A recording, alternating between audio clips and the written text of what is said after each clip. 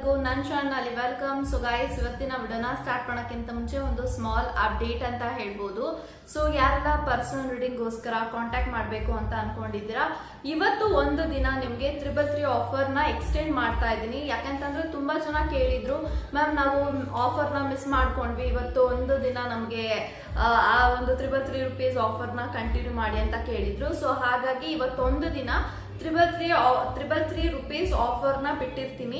So ಈ ಒಂದು 333 rupees ನೀವು ಪೇ ಮಾಡಿದ್ರೆ ಥ್ರೂ ಫೋನ್ ಕಾಲ್ ನಿಮ್ಗೆ ರೀಡಿಂಗ್ ಸಿಗುತ್ತೆ. Job, career, relationship, marriage, third party situation, ex person ಬಗ್ಗೆ ಮುಂದೆ ನಿಮ್ಮ ಲೈಫಲ್ಲಿ ಏನಾಗುತ್ತೆ ಪ್ರತಿಯೊಂದಕ್ಕೂ ಕ್ಲಾರಿಟಿ ಬೇಕು, ಗೈಡೆನ್ಸ್ ಬೇಕು ಅಂತ ಅಂದ್ರೆ ನೀವು ಈ ಒಂದು 333 ರೂಪೀಸ್ ನೀವು ಪೇ ಮಾಡಿ ಎಷ್ಟು ಕ್ವಶನ್ಸ್ ಆದ್ರೂ ಕೇಳ್ಬೋದು, ಎಷ್ಟೊತ್ತಾದ್ರೂ ಮಾತಾಡ್ಬೋದು ಅಂತ ನಾನು ಹೇಳ್ತೀನಿ.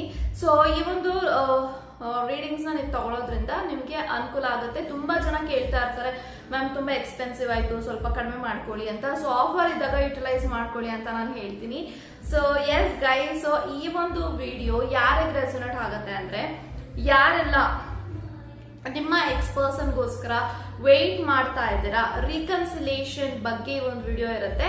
ಸೊ ತುಂಬಾ ಜನ ರಿಕ್ವೆಸ್ಟ್ ಕೇಳಿದ್ರು, ಮ್ಯಾಮ್ ನಾವು ಹಸ್ಬೆಂಡ್ ವೈಫ್ ಇದೀವಿ, ಲವರ್ ಇದ್ದಾರೆ, ನಂಗೆ ಪಾರ್ಟ್ನರ್ ಇದ್ದಾರೆ, ಅವರು ನನ್ನ ಬಿಟ್ಟೋಗಿ ತುಂಬಾ ವರ್ಷಗಳಾಗ್ತಾ ಬರ್ತಾ ಇದೆ, ಅವ್ರಿಗೋಸ್ಕರ ನಾವು ವೇಟ್ ಮಾಡ್ತಾ ಇದೀನಿ.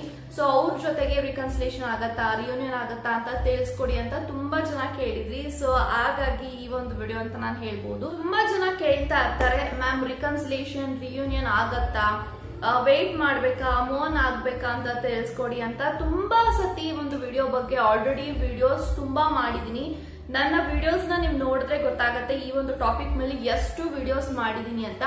ಬಟ್ ಸ್ಟಿಲ್ ತುಂಬಾ ಜನ ಪರ್ಸನಲ್ ರೀಡಿಂಗ್ ತಗೊಳಕ್ ಆಗದೆ ಇರುವಂತ ಕೆಲವೊಂದು ವ್ಯಕ್ತಿಗಳು ಪಾಪ ಕೇಳ್ತಾರೆ, ಮ್ಯಾಮ್ ರಿಕನ್ಸಿಲೇಷನ್ ಆಗತ್ತಾ ಹೇಳಿ ನಮಗೆ, ನಾವು ಅವ್ರನ್ನ ಮರೆಯೋದಕ್ಕೆ ಆಗ್ತಿಲ್ಲ ಅಂತ ಕೇಳ್ತಾ ಇದ್ರ. So finally this video is out. ನಿಮ್ಮ ಪಾರ್ಟ್ನರ್ ಯಾರೇ ಆಗಿರ್ಲಿ, ಹಸ್ಬೆಂಡ್ ವೈಫ್ ಅಥವಾ ಯಾರೇ ಆಗಿರ್ಲಿ ಅಥವಾ ಲವರೇ ಆಗಿರ್ಲಿ, ಅವರು ನಿಮ್ಮಿಂದ ದೂರ ಆಗಿದ್ದಾರೆ, ಅವ್ರು ನಿಮ್ ಲೈಫ್ ಅಲ್ಲಿ ಬರ್ತಾರ, ಕಾಂಟ್ಯಾಕ್ಟ್ ಮಾಡ್ತಾರ, ರಿಕನ್ಸಿಲೇಷನ್ ಆಗುತ್ತಾ, ರಿಯೂನಿಯನ್ ಆಗುತ್ತಾ, ತುಂಬಾ ವಿಡಿಯೋಸ್ ಬರ್ತಾ ಇರುತ್ತೆ. ಸೊ ಹಾಗಾಗಿ this release for you. So yes guys, so ಇವಾಗ ವಿಡಿಯೋನ ಸ್ಟಾರ್ಟ್ ಮಾಡೋಣ. ನಿಮ್ಮ ಪಾರ್ಟ್ನರ್ ನಿಮ್ಮ ಜೀವನದಲ್ಲಿ ಮತ್ತೆ ವಾಪಸ್ ಬರ್ತಾರ, ರಿಕನ್ಸಿಲೇಷನ್ ಆಗತ್ತಾ, ರಿಯೂನಿಯನ್ ಆಗತ್ತಾ, ಪ್ರತಿಯೊಂದನ್ನು ಕೂಡ ಇವಾಗ ತಿಳ್ಕೊಳ್ಳೋಣ. Let's begin. Okay, so king of swords ಇದೆ, knight of wands, high priestess, eight of wands, hanged man, and bottom of the card we have 4 of swords.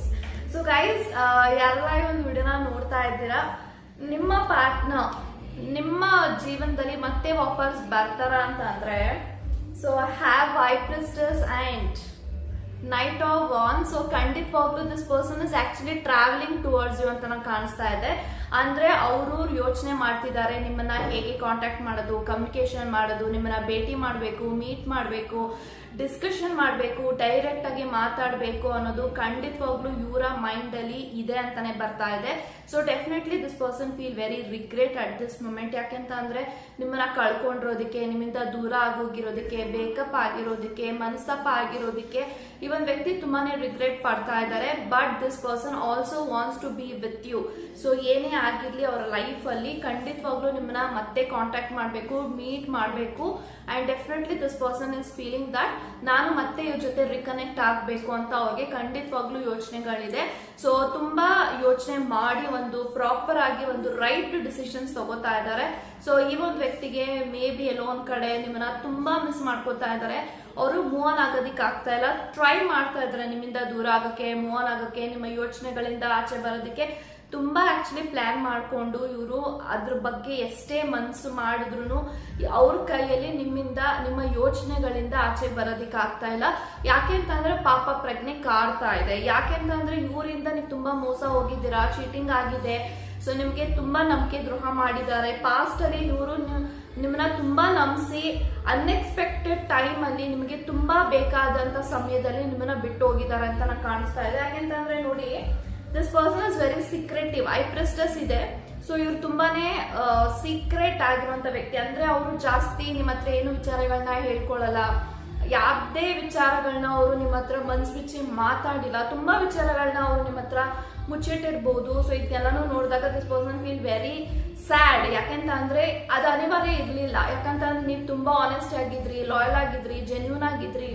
ಪ್ರತಿಯೊಂದು ವಿಚಾರದಲ್ಲೂ ಕೂಡ ನೀವು ಅವರ ಒಪಿನಿಯನ್ ತಗೊಂಡೇ ಪ್ರತಿಯೊಂದು ಕೆಲಸ ಮಾಡ್ತಾ ಇದ್ರಿ. ಇದೆಲ್ಲಾನು ನೋಡಿದಾಗ ದೇ ಫೀಲ್ ವೆರಿ ಸ್ಯಾಡ್. ಯಾಕೆಂತ ಅಂದ್ರೆ ಅವ್ರಿಗೆ ಈ ತರ ಮೋಸ ಮಾಡಿದೀನಿ ಅನ್ನೋದು ಖಂಡಿತವಾಗ್ಲೂ ಅವ್ರಿಗೆ ಕಾಡ್ತಾ ಇದೆ. ಯಾಕೆ ಅಂತಂದ್ರೆ ನೋಡಿ, ಪ್ರತಿ ಸತಿನೂ ನಿಮ್ಗೆ ಹೇಳ್ತಾ ಇರ್ತೀನಿ, ಕರ್ಮ ಇಮಿಡಿಯೇಟ್ ಆಗಿ ಸಿಗಲ್ಲ, ಬಟ್ ಖಂಡಿತ ಟೈಮ್ ಅಲ್ಲಿ ಕರ್ಮ ಅವ್ರಿಗೆ ಸಿಕ್ಕೇ ಸಿಗತ್ತೆ. ಯಾರು ಕೂಡ ಕರ್ಮದಿಂದ ಅವರು ಬಚಾವಾಗಕ್ಕಾಗಲ್ಲ ಅಂತ. So everything it takes time, but definitely think ಮಾಡಿ ಏನಾದ್ರೂ ಒಂದು ಹೇಳಕ್ಕಿಂತ ಮುಂಚೆ ಅಂತ ಹೇಳ್ತೀನಿ. ಯಾಕಂತ ಅಂದ್ರೆ ನೀವೇನೇ ಶಾಪ ಹಾಕೋದು ಖಂಡಿತ ಅವ್ರಿಗೆ ತಟ್ಟುತ್ತೆ. ಮೇ ಬಿ ಅದು ಅವ್ರ ಲೈಫಲ್ಲಿ ನಡೀತಾ ಇದೆ, ಅವ್ರಿಗೆ ಅನ್ಕೊಂಡಿರ್ಲಿಲ್ಲ ಅವ್ರ ಲೈಫಲ್ಲಿ ಈ ರೀತಿ ಒಂದಲ್ಲ ಒಂದು ದಿನ ನಿಮ್ಮ ಬಗ್ಗೆ ಯೋಚನೆಗಳು ಬರುತ್ತೆ, ನಿಮ್ ಬಗ್ಗೆ ಥಿಂಕ್ ಮಾಡ್ತೀನಿ, ಕೆಲವೊಂದ್ಸತಿ ನಾನು ತಗೊಂಡಂತ ಡಿಸಿಷನ್ಸ್ ನಾನು ಯೋಚನೆ ಮಾಡಿ ಕರೆಕ್ಷನ್ ಮಾಡ್ಕೊಬೇಕು ಅನ್ನೋದು ಅವ್ರಿಗೆ ಏನು ಗೊತ್ತಿರಲಿಲ್ಲ. So this person is feeling ಆಶ್ಚರ್ಯ ಆಗ್ತಾ ಇದೆ, ಇದು ನಾನೇನಾ, ನಾನು ಇಷ್ಟೆಲ್ಲ ಒಂದು ವ್ಯಕ್ತಿ ಬಗ್ಗೆ ಮೋಸ ಮಾಡಿ ಅವರಿಂದ ಇವಾಗ ಕರ್ಮ ಅನುಭವಿಸ್ತಾ ಇದ್ದೀನಿ. ಆ ಕರ್ಮ ಅನುಭವಿಸ್ತಾ ಇದ್ರು ಅವ್ರ ಬಗ್ಗೆ ನಾನು ಯೋಚನೆ ಮಾಡ್ತಾ ಇದ್ದೀನಿ, ಇದು ನಾನೇನಾ ಅಂತ ಅವ್ರಿಗೆ ಅನಿಸ್ತಾ ಇದೆ. ಯಾಕಂತ ಅಂದ್ರೆ ನಿಮಗ್ ಬೇಕಾದಂತ ಸಮಯದಲ್ಲಿ ಅವ್ರು ಇರ್ಲಿಲ್ಲ, ಬಟ್ ಅವ್ರಿಗೆ ಬೇಕಾಗಿರುವಂತ ಪ್ರತಿಯೊಂದು ಸಮಯದಲ್ಲೂ ನೀವು ಅವ್ರ ಲೈಫಲ್ಲಿ ಇದ್ದೀರಾ. ದಿಸ್ ಪರ್ಸನ್ ಫೀಲ್ ಅದೇ ಅವ್ರಿಗೆ ಅನಿಸ್ತಾ ಇದೆ, ಎಷ್ಟು ನಾನು ನಿಷ್ಠುರವಾಗಿ ಆ ಒಂದು ವ್ಯಕ್ತಿನ ನಡ್ಕೊಂಡಿದ್ದೀನಿ. ನಿಮ್ ಜೊತೆ ತುಂಬಾ ನಿಷ್ಠುರವಾಗಿ ನಡ್ಕೊಂಡಿದ್ದಾರೆ, ನೀವೇ ದೂರ ಹೋಗ್ಬೇಕು ಅಂತ ತುಂಬಾ ಡ್ರಾಮಾಸ್ ಮಾಡಿದ್ದಾರೆ, ಅವಮಾನ ಮಾಡಿದ್ದಾರೆ, ತುಳಿಯಕ್ ನೋಡಿದ್ದಾರೆ, ನಿಮ್ಮನ್ನ ಕಾಲ್ ಎಳಿಯಕ್ ನೋಡಿದ್ದಾರೆ. ಸೊ ನೀವ್ ಯಾವ್ದಕ್ಕೂ ಜಗ್ಗಿಲ್ಲ, but still you are very strong ಅನ್ನೋದು ಅವ್ರಿಗೆ ತುಂಬಾ ಅನ್ಸುತ್ತೆ. ಯಾಕಂತ ಅಂದ್ರೆ ನೀವು ತುಂಬಾ ಮೆಚುರಿಟಿ ಇದೆ, ತುಂಬಾನೇ ಸ್ಟೇಬಲ್ ಆಗಿ ಯೋಚನೆ ಮಾಡ್ತೀರಾ, ಯಾವುದೇ ರೀತಿ ಒಂದು ದುಡುಕಲ್ಲ. ಅಂಡ್ ಇವಾಗ ನೀವು ಎಷ್ಟು ಲೈಫಲ್ಲಿ ಮುಂದೆ ಹೋಗಿದ್ದೀರಾ ಅಂತ ಅಂದ್ರೆ ಆ ಒಂದು ಲೆವೆಲ್ಗೆ ಇವರು ಮ್ಯಾಚ್ ಮಾಡಕ್ಕಾಗಲ್ಲ ಅಂತ ಸ್ಥಾನಕ್ಕೆ ನೀವು ಹೋಗಿರ್ಬೋದು. ಇದನ್ನೆಲ್ಲ ನೋಡಿದಾಗ this person feel very depressed. 4 of swords ಇದೆ, ಅವ್ರಿಗೆ ನೆಮ್ಮದಿ ಇಲ್ಲ, ಪೀಸ್ಫುಲ್ ಇಲ್ಲ. ಅದನ್ನೇ ಹೇಳೋದು, ಒಬ್ರು ನೆಮ್ಮದಿ ಕಿತ್ಕೊಂಡ್ರೆ ಇನ್ನೊಬ್ರಿಗೆ ನೆಮ್ಮದಿ ಹಾಳಾಗತ್ತೆ ಅನ್ನೋದು ಇದಕ್ಕೆ ಹೇಳ್ತಾರೆ. ಬಟ್ ಈ ಒಂದು ವ್ಯಕ್ತಿ is very depress at this moment. ನಿಮಗೆ ಅವರು ಮೋಸ ಮಾಡಿದ್ದಾರೆ, ಬಟ್ ಇವತ್ತು ಅವರು ಕರ್ಮಕ್ಕೆ ಪೇ ಮಾಡ್ತಿದ್ದಾರೆ ಅಂತ ನಾನು ಹೇಳ್ತೀನಿ. ಸೊ ಹ್ಯಾಂಗರ್ಡ್ ಮ್ಯಾನ್ ಇದೆ, this person have confusion, blank ಆಗ್ತಾ ಇದ್ದಾರೆ. ಏನ್ ಮಾಡೋದು, ಯಾವ ತರ ಡಿಸಿಷನ್ಸ್ ತಗೋಬೇಕು, ಇವಾಗ ಯಾವ ತರ ಕಾಂಟ್ಯಾಕ್ಟ್ ಮಾಡ್ಬೇಕು, ಇವ್ರ ಹತ್ರ ಕಾಂಟ್ಯಾಕ್ಟ್ ಮಾಡಿ ಡೈರೆಕ್ಟ್ ಆಗಿ ಹೋಗಿ ಮಾತಾಡ್ರೆ ಇವ್ರು ಮಾತಾಡ್ಬಿಡ್ತಾರಾ, ಈ ರೀತಿ ಅವ್ರಿಗೆ ಕನ್ಫ್ಯೂಷನ್ ಆಗ್ತಾ ಇದೆ. ಯಾಕಂತ ಅಂದ್ರೆ ಅವ್ರಿಗೆ ಮುಖ ಇಲ್ಲ ನಿಮ್ಮನ್ನ ಬಂದು ಎದುರಿಸಕ್ಕೆ, ಫೇಸ್ ಮಾಡಕ್ಕೆ. This person doesn't have courage. So ಇದೆಲ್ಲ ನಂಗೆ ಅನಿಸ್ತಾ ಇದೆ. ಬಟ್ 8 ಆಫ್ ವಾನ್ಸ್ ಇರೋದ್ರಿಂದ ದಿಸ್ ಪರ್ಸನ್ ಫೀಲ್ ನಿಮ್ ಜೊತೆಗೆ ಮಾತಾಡ್ಬೇಕು ಅಂತ. ಯಾಕಂತಂದ್ರೆ ಈ ಒಂದು ವ್ಯಕ್ತಿ ಆನೆಸ್ಟಿ ಆಗಿ ನಿಮ್ಮನ್ನ ಮಿಸ್ ಮಾಡ್ಕೋತಾ ಇದ್ದಾರೆ. ಅದನ್ನೇ ಹೇಳೋದು, ತಪ್ಪು ಮಾಡಿದ್ದಾರೆ, ಕ್ಷಮಿಸ್ಬೇಕು, ಫರ್ಗಿವ್ ಮಾಡ್ಬೇಕು, ಎಲ್ಲಾನು ಓಕೆ, ಬಟ್ ಪ್ರತಿಯೊಂದನ್ನು ಕೂಡ ಮರೆಯೋಕ್ಕೂ ಆಗಲ್ಲ. ನಿಮ್ಗೆ ಆ ಮಟ್ಟಿಗೆ ನಿಮ್ಗೆ ನೋವು ಕೊಟ್ಟಿದ್ದಾರೆ ಇವರು. ಬಟ್ ಐ ಫೀಲ್ ನೀವೇನಾದ್ರೂ ಅವ್ರನ್ನ ಕ್ಷಮಿಸ್ಬೋದಾ ಅಂತಂದ್ರೆ ಖಂಡಿತ ಕ್ಷಮಿಸ್ಬೋದು ಅಂತಾನೆ ಹೇಳ್ತೀನಿ. ಮಿಸ್ ಮಾಡ್ಕೋತಾ ಇದ್ದಾರೆ, ಪಾಪ ಪ್ರಜ್ಞೆ ಕಾಡ್ತಾ ಇದೆ, ನಿಮ್ ಜೊತೆಗೆ ಮಾತಾಡ್ಬೇಕು ಅಂತ ಅನಿಸ್ತಾ ಇದೆ. Definitely this person is feeling ಆಗಿದೆ, ಅದನ್ನ ತಪ್ಪನ ತಿದ್ಕೊಂಡು ಮುಂದೆ ಹೋಗ್ಬೇಕು, ಇವ್ರ ಜೊತೆಗೆ ಇರೋದು ತುಂಬಾನೇ ಯೋಚನೆ ಮಾಡ್ತಾ ಇದ್ದಾರೆ.